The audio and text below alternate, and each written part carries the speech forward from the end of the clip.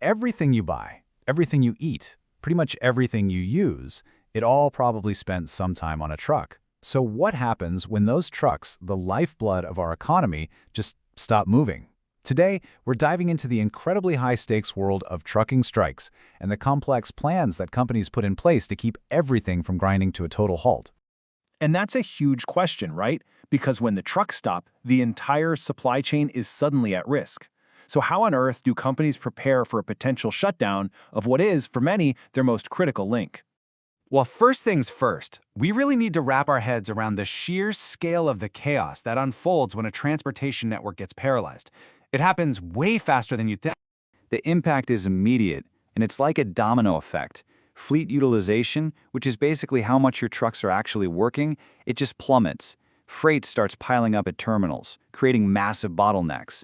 All of a sudden, contract deadlines are being missed. Dispatchers can't coordinate anything, and warehouses just slow to a crawl. The entire system just seizes up. And all of that operational chaos, it translates directly into massive financial risk.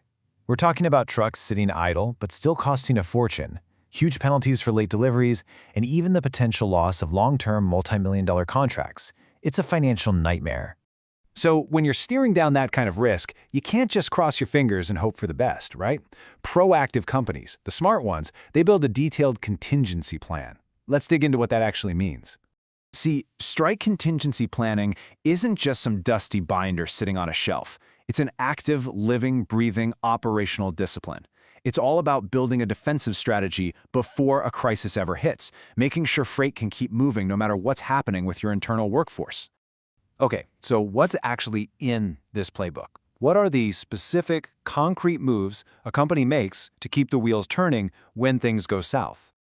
It all boils down to this one absolutely critical principle: operational redundancy. The entire strategy is built on having backups for your backups, making sure you never ever have a single point of failure in your supply chain.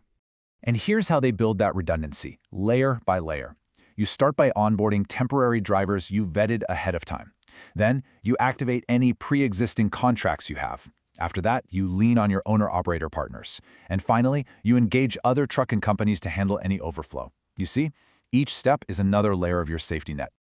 But of course, using a temporary workforce isn't a magic wand. There are always trade-offs. You get that critical on-demand availability, which is fantastic. But you lose that deep, ingrained familiarity with the specific fleet, the routes, and the company's internal systems. And that means having a rapid, super effective onboarding process is absolutely essential. Now, to manage all this complexity, you absolutely cannot have people running around wondering who's in charge. That's why a clear crisis command structure is defined way in advance.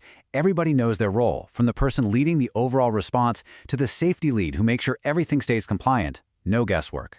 And believe me, that compliance piece, it is a huge deal. You can't just put anyone in a truck. Every single part of this plan has to be checked against collective bargaining agreements, complex labor laws, and critical safety rules, like hours of service regulations. One legal misstep here could be even more damaging than the strike itself. I love this quote because it really gets to the heart of the other side of a crisis, the human side. This isn't just about moving boxes from A to B. It's about managing relationships and maintaining trust when things are chaotic. So, a rock-solid communication strategy has to be part of the plan. And that means being transparent. You notify customers early. You clearly explain your contingency plans, you give them dedicated support channels, and you send out regular, honest updates. This is how you can actually turn a crisis into an opportunity to build even more trust. So all this planning, you might think it's just about surviving one single event. But the real insight here is that it builds something much, much bigger. Let's take a look. Because here's the real kicker. The capabilities you build to handle one type of disruption, they make you stronger against all types of disruption. This isn't just a strike plan, it's a resilience plan. It's a fundamental change in how a company operates. I mean, just look at this. It lays it all out perfectly.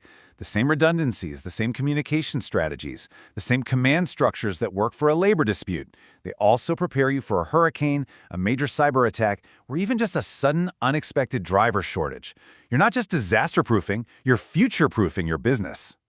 So in the end, the process of planning for that worst-case scenario has this incredible side effect. It makes your entire operation better every single day. It forces you to build a more flexible workforce, create stronger partnerships, and develop real crisis leadership skills within your team. The most resilient companies aren't just the ones with the most trucks, they're the ones with the most robust plans. Which kind of leaves us with one final big question to chew on. In a world that feels like it's defined by constant disruption, have we reached a point where a company's preparedness, its resilience, is actually more valuable than any of its physical assets? It's definitely something to think about.